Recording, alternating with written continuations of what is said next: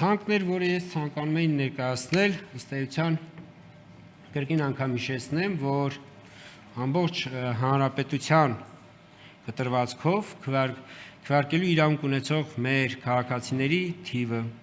կազմել է 2,503,976, որոնցից քվեարկությանը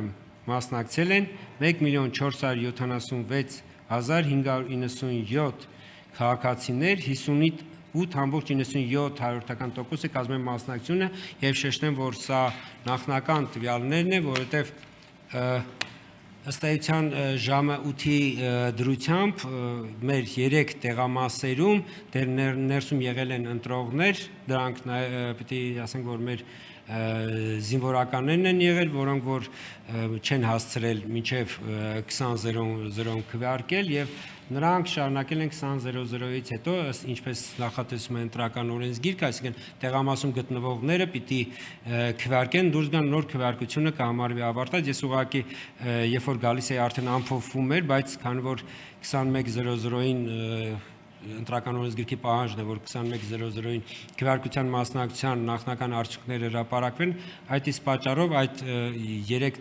կամ 2 տեղամասերի արդյունքները քվեարկության մասնակցության տվյալները հնարավոր է, որ այստեղ ամբողջությամբ արտացոլված չլինեն։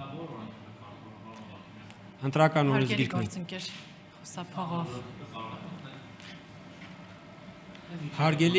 Հարգելի մեզ հետևող քաղաքացիներ,